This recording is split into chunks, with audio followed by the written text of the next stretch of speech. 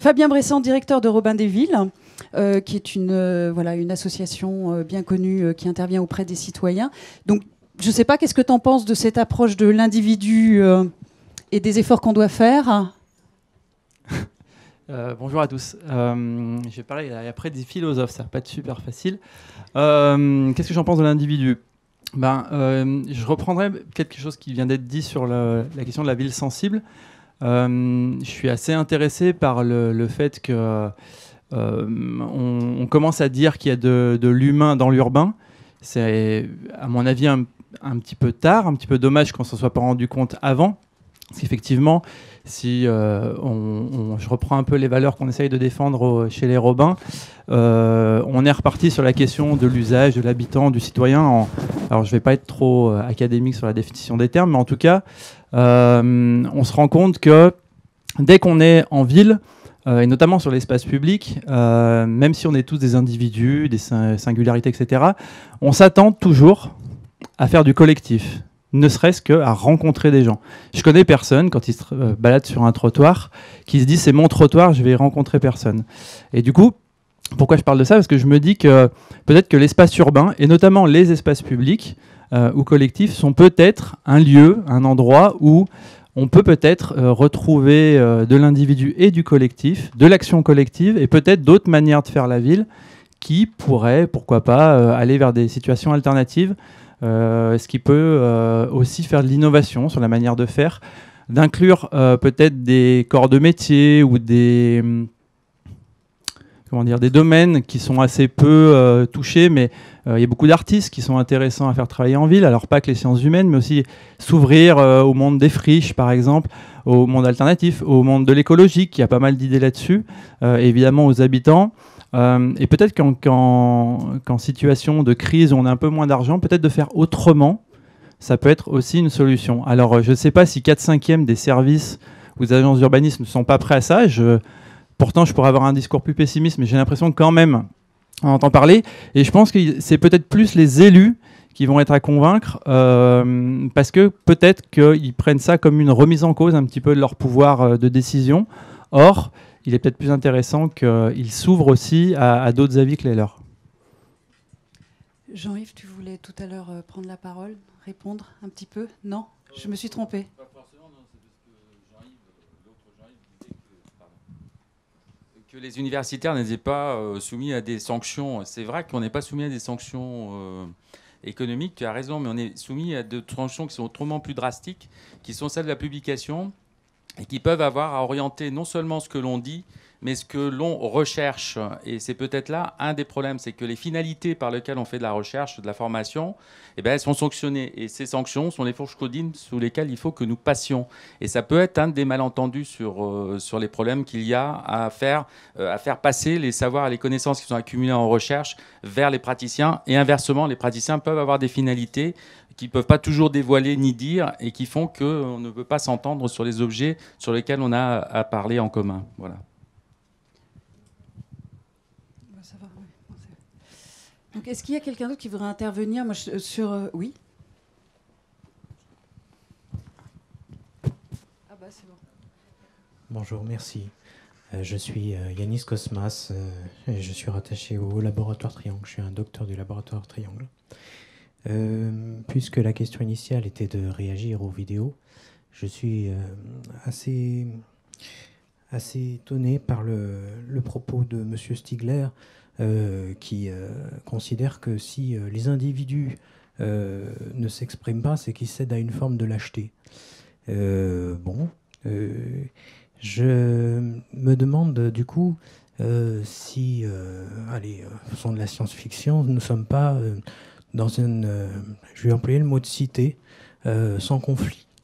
Et ce serait peut-être pour cela que du coup que les individus seuls ou en groupe ne s'exprimeraient plus pour lutter pour quelque chose, pour un idéal. Et moi, ce qui m'intrigue dans une société hyper moderne, pour reprendre Lipovetsky, c'est que la société de consommation, plutôt la société de communication, permet d'avoir accès à l'information sans forcément en débattre avec son voisin. Donc est-ce que ne serait pas apparue une société où le collectif est un courant d'une bande de poissons qui suivent le courant que leur offre l'information. Et cela vient bousculer la façon de concevoir la relation politique par adhésion à des propos énoncés par un homme politique ou des propositions faites par des services techniques, puisque du coup, comment arriver à comprendre un mouvement social quand il ne s'exprime pas d'une voix, il se matérialise par une somme de comportements similaires. Donc c'est la réaction que j'ai aux vidéos qui sont passées. Je constate aussi que, en effet, comme le disait le premier intervenant de ces vidéos, Gilles Lipovetsky, ma foi, il y a un engouement pour les mouvements associatifs en France, sans qu'il y ait derrière une idée revendicative. On a des exemples à Lyon avec le Jardin des Amarantes, récemment le Jardin des Pandards, de prise de possession de la terre en ville, ce qui interroge sur cette envie du citoyen de créer, si ce n'est de la ville, si ce n'est de la cité, du moins de créer quelque chose, de refabriquer par soi-même sans avoir tout de suite affaire aux services municipaux, aux services intercommunaux. L'exemple du Jardin des Amarantes étant très intéressant à ce propos, puisque suite à la création de ce jardin, le collectif s'est tourné vers la municipalité d'arrondissement, puis après vers l'intercommunalité pour savoir s'il pourrait devenir pérenne. Et c'est cette envie qui ensuite a été reformulée par des services d'architecture émanant des services publics. Voilà, donc c'est plutôt sur le circuit de remontée du désir des citoyens vers les personnes publiques, que ce soit donc les élus, leurs services ou les agences urbanistes qui sont un petit peu des lieux d'ébullition de la pensée, que je m'interroge sur cette... Du coup, l'individu n'est pas à proprement parler créateur de ville, mais c'est plutôt comment entendre son envie de créer au sein des cités telles que nous les connaissons. Voilà, je vous remercie. Alors, est-ce qu'il y a peut-être, je ne sais pas, un praticien d'agence qui veut réagir à cette question déjà, ce que je trouve intéressant, c'est effectivement cette question de l'individuation, individualisation. Les deux mots sont utilisés dans la vidéo collective. Est-ce que dans les agences, on se sent, ou dans l'institution d'une manière générale, est-ce qu'on se sent concerné? Est-ce que c'est notre problème? Est-ce que ça ne l'est pas? Et quid de l'écoute de ces expressions collectives qui peuvent remonter?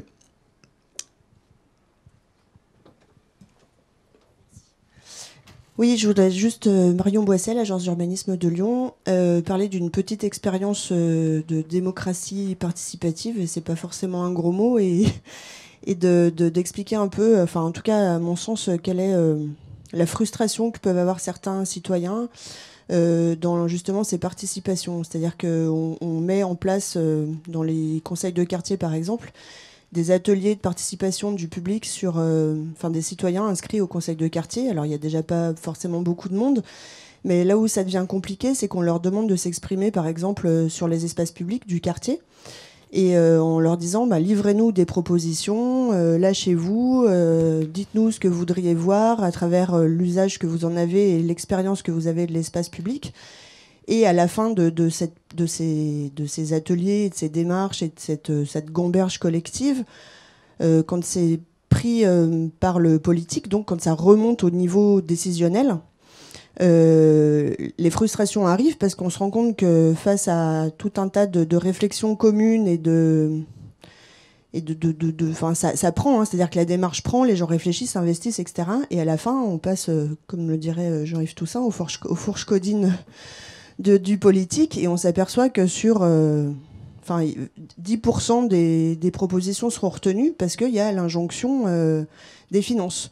Donc la dualité, elle est là, c'est-à-dire qu'on est face à plein de bonnes intentions, plein de démarches qui naissent un peu partout, et que malheureusement on est face aussi à des réalités financières, et à mon sens c'est compliqué d'expliquer ça aux gens qui s'investissent, parce qu'ils ont l'impression, forcément, vu de leurs conseils de quartier qui sont le centre des choses, hein. Chaque individu est un peu le centre de son existence, et dans son conseil de quartier on est un peu le centre de ses propres préoccupations. Et du coup, c'est compliqué de leur expliquer en bout de chaîne qu'il y a le PPI du Grand Lyon, et que le PPI du Grand Lyon, il va devoir donner des financements, mais pas que au conseil de quartier. Et du coup, les gens, ça génère des frustrations chez les citoyens investis, et c'est très complexe en fait à expliquer, et c'est très compliqué de rebondir derrière pour que les gens restent et leur faire comprendre que malheureusement, on a fait beaucoup, mais ils ont beaucoup réfléchi, et qu'à la fin, peut-être que pas grand-chose sera fait, quoi. Voilà, et à mon sens, c'est là-dessus qu'il faudrait essayer de trouver des solutions. Des solutions, c'est prétentieux, parce que si on n'en a pas trouvé ici, en tout cas en 2015, derrière, il va falloir encore pas mal de réunions comme aujourd'hui, à mon avis. Mais voilà, en tout cas, cette dualité-là, elle est vraiment complexe, quoi. D'accord, merci Marion. Je pense que juste devant toi, tu as une spécialiste, donc effectivement Anaïs Laura, donc responsable de Lyon-Bron Open Lab. Voilà, tu veux réagir? Oui, je suis responsable. Maintenant, il y a à ma gauche, Annabelle qui est coordinatrice sur place. Moi, je suis la fondatrice de Creative Roots, qui est l'initiatrice de l'Open Lab.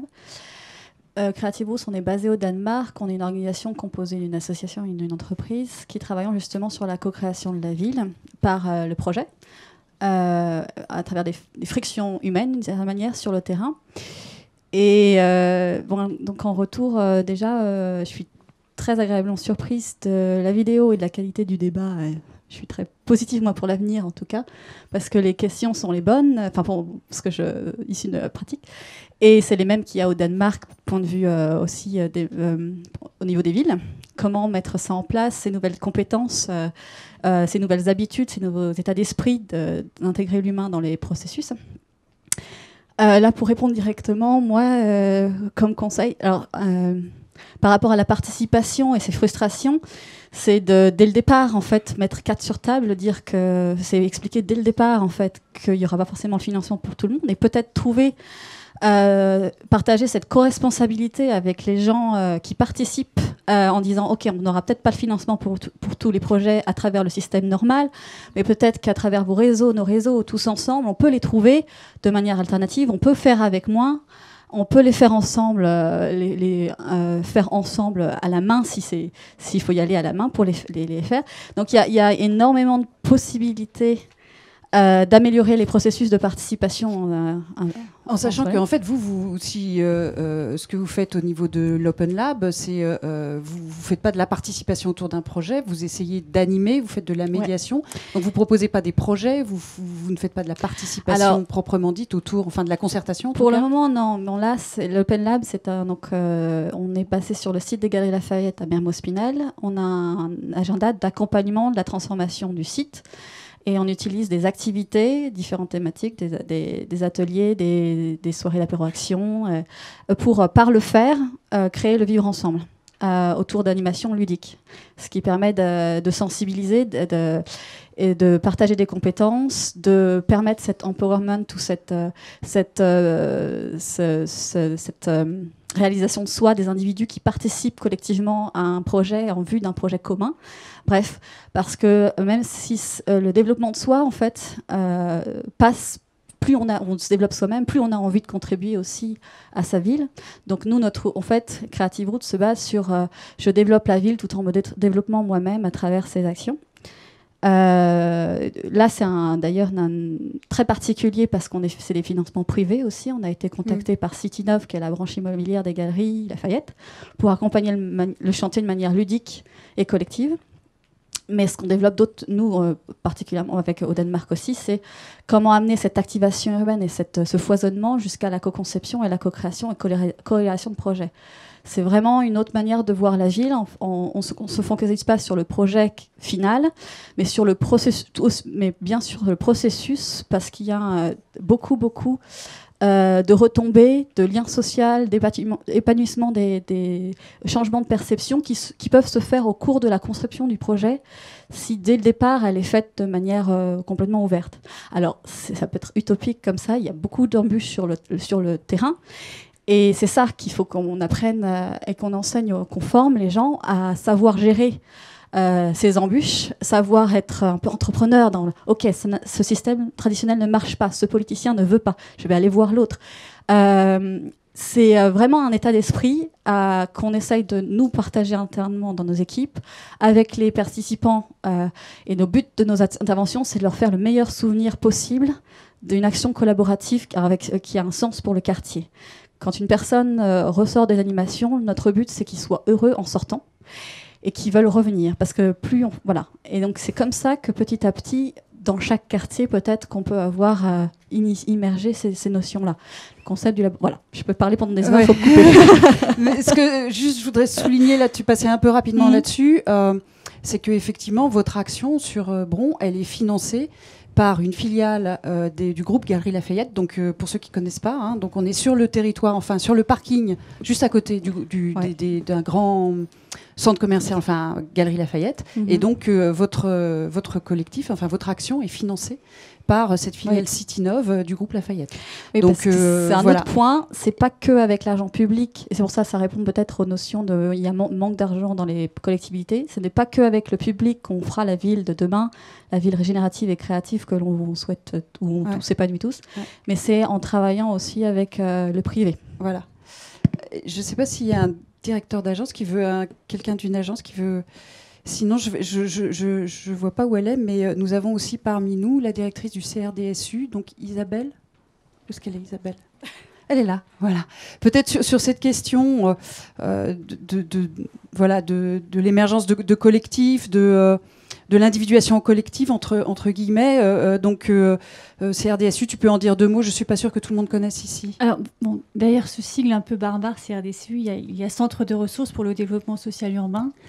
En Rhône-Alpes, c'est donc un centre de ressources qui travaille avec et pour et aux côtés des acteurs qui conduisent des politiques publiques dans les quartiers populaires, les quartiers sensibles des différentes communes et agglomérations de Rhône-Alpes. Donc à ce titre-là, on est effectivement en échange quotidien et avec des élus, et avec des équipes, et avec des opérateurs, etc. Comment réagir un peu à chaud ? Moi, je suis assez frappée par le fait que dans la première partie de la discussion, là, on est en plein au milieu du sujet. On voit ce qui est en tension entre l'individu et le collectif, entre ce qui doit être ou peut être normé en tant que politique publique et qui est très, prévisionnel, etc. Donc, comment sortir de ça et aller parfois vers des modes plus alternatifs, ce qui a été évoqué à plusieurs reprises, plus aléatoires, en laissant de la place à du chemin faisant, à des parcours un peu itinérants, à des allers-retours. Et je trouve que c'est ça qui est intéressant. Il y a aussi un débat sur comment être dans des choses qui sont le technique et le sensible. Bon, voilà, il y a plein de choses qui sont en tension comme ça. Ici, je retiens une chose qui nous est particulièrement importante au CRDSU, c'est tout ce qui a pu être dit, notamment par Fabien et par l'intervenante sur la vidéo, sur comment être à l'écoute, tout simplement, peut-être davantage des personnes qui sont des individus, mais qui sont aussi dans la ville des citoyens, des habitants, des usagers, des consommateurs de la ville, des producteurs de la ville. Et là-dessus, il me semble, même si le débat n'est pas complètement nouveau, que du point de vue des politiques publiques, il y a quand même quelques marges de progrès, si on peut le dire comme ça. Donc cette question de la participation habitante, de la co-construction des politiques publiques, elle est à la fois assez ancienne, en tout cas dans l'environnement, on va dire, de la politique de la ville, mais elle revient un peu en force aujourd'hui et depuis quelques années dans les débats, et on sent qu'il y a peut-être une ouverture un peu plus importante de la part de l'ensemble des acteurs politiques et professionnels pour tenter des choses de ce point de vue qui seraient résolument nouvelles et qui permettrait aussi de sortir de ce que vous disiez en tout début de propos, c'est-à-dire le fossé qu'il y a aujourd'hui avec d'un côté des habitants qui n'ont pas forcément tous la capacité d'être des individus dans la ville, pleins et entiers, qui ont encore moins la capacité du coup d'être dans des démarches collectives. Et puis la césure entre les citoyens et les politiques. Et là-dessus, il va falloir quand même expérimenter des choses un peu nouvelles pour aller vers des modes qui réconcilient un peu les uns et les autres, quoi. Donc là, on est sur un propos qui est plus politique. Et ce qui est super avec Open Lyon, Open pour l'âme, par exemple, ou avec d'autres, avec ce que fait Robin des Villes, c'est qu'on ose. On ose. Et moi, ce qui me fait plaisir, par exemple, dans ce que j'entends en ce moment quand on parle des projets de renouvellement urbain, c'est que sur une première génération de projets, on allait vers des choses qui étaient très normées, très prévues dans le temps, avec beaucoup de prévisions, etc. Et là, avec un peu de recul sur l'expérience, il y a certaines équipes qui osent dire aux élus, notamment, faisons des choses, mais laissons un peu de place à l'aléatoire, à des processus essais-erreurs. N'imaginons pas de façon complètement pleine, entière, hyper construite, tous les aménagements d'espace public, etc. Laissons aussi de la place aux gens qui vivent là pour les construire avec nous et pour en prendre un peu possession. Et les deux exemples qui ont été cités sur le jardin d'Amarante et le jardin des Pandards sont tout à fait dans cette veine-là, quoi. Et je pense que ça interroge aussi les professionnels et les politiques dans leur capacité à lâcher prise un peu de temps en temps sur un certain nombre de choses, d'une part, et à être davantage en écoute de la parole habitante, citoyenne, usagère et tout ça. Alors, il y a juste une petite question, parce qu'il y a comment dire, il y a l'écoute, il y a la prise en compte, il y a la participation, la concertation, etc. Mais dans la vidéo, ils sont au moins deux, dans mon souvenir, à expliquer que pour, comment dire, face au phénomène de repli sur soi, face au phénomène des quartiers, je dirais, où il y a des tendances au rassemblement comme ça, ils disent en fait il faut plus il y a de repli sur soi et plus il faut permettre aux gens de s'individuer finalement, et plus il faut leur apporter du rêve. Donc moi j'avais une question, est-ce que enfin il faut leur permettre de rêver, évidemment pas leur apporter du rêve, mais leur permettre de rêver.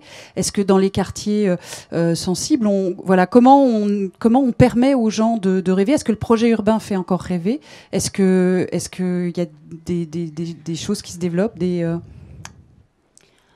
D'un mot là-dessus, le projet urbain à lui seul, il ne fera jamais rêver grand monde, ni pour très longtemps. C'est-à-dire que si le projet urbain n'est pas arrimé à un projet social, économique, et il n'est pas plein d'autres dimensions, le rêve va vite tomber, quoi. Et d'ailleurs, on voit bien que dans les projets de renouvellement urbain, même s'il y a eu des choses très belles qui ont pu être conduites, là où on a eu une ambition seulement urbaine pour ces quartiers, eh bien, on peut dire que le bilan est pour le moins mitigé. Donc ça, c'est une première réponse. Après, moi, j'ai été assez sensible à ce que disait Madame Brugère, et qui, pour le coup, peut interroger les acteurs publics et la politique de la ville en particulier, c'est-à-dire qu'on a jusqu'alors beaucoup travaillé sur des approches collectives, y compris en termes d'accompagnement sur le développement social dans les quartiers, etc. Mais on s'est peut-être insuffisamment interrogé sur ce qu'elle évoquait, à savoir le fait que pour pouvoir être acteur en collectif, encore faut-il pouvoir être acteur et se sentir individu agissant soi-même. Et là-dessus, il me semble que effectivement, on a tous à réfléchir là-dessus pour voir comment travailler sur les deux bouts, quoi.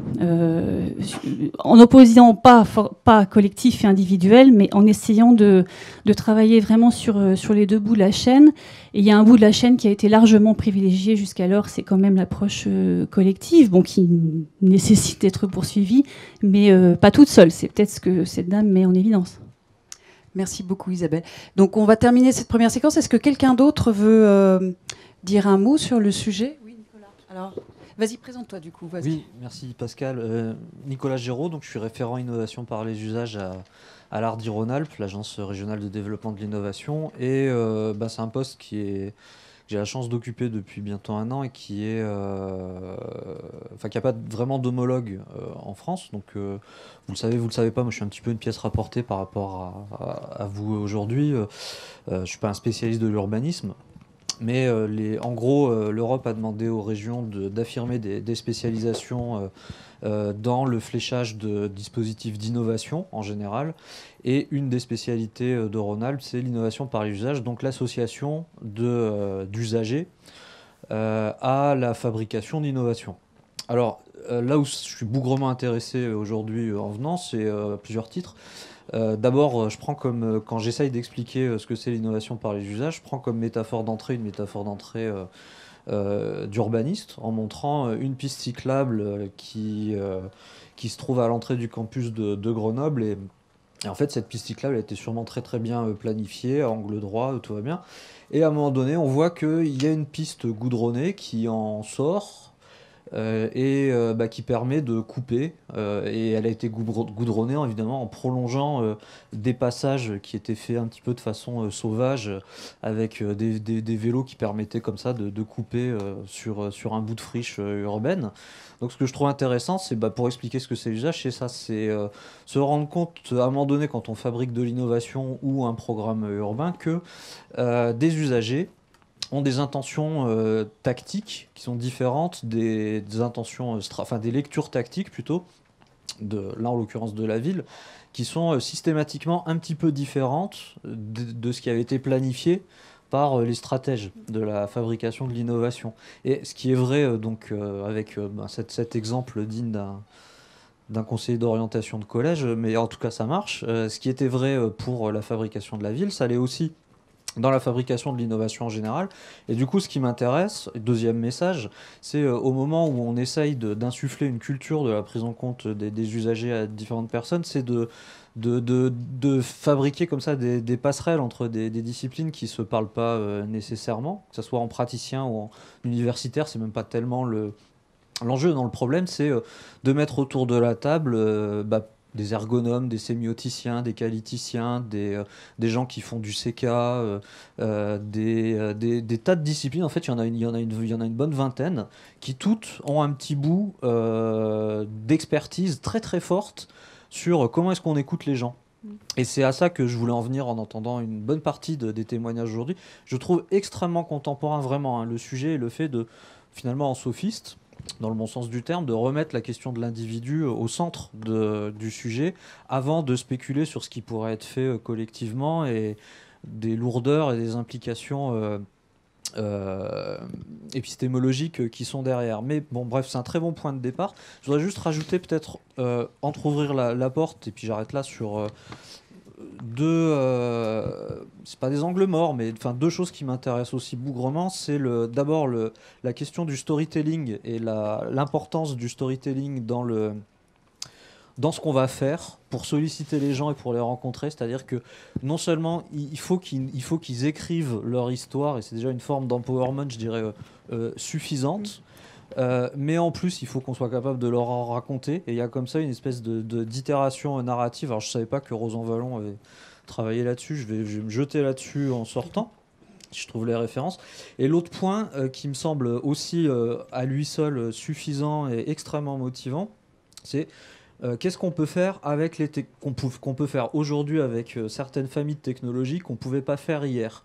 Et notamment dans ce que j'appelle l'analyse des traces, finalement, de ce que sont des comportements de rapport à la ville collectifs. Parce que je pense que c'est une bonne façon, pour faire très court, et je pense que c'est une très bonne façon de dépasser le problème de la sociologie et de la représentation de la participation citoyenne. Faire venir des gens, ça coûte très cher. Savoir observer les traces de ce que font les gens vraiment, ça peut coûter un peu moins cher. Et dans tous les cas, il y aura toujours derrière une phase d'interprétation, d'enrichissement, de surqualification, et pour le coup, d'écriture avec des techniciens d'un projet qui sera un projet technique qui m'intéresse. Et si on fait que ça, et je comprends que c'est limitatif par rapport au sujet, fair enough, moi ça me va bien, quoi.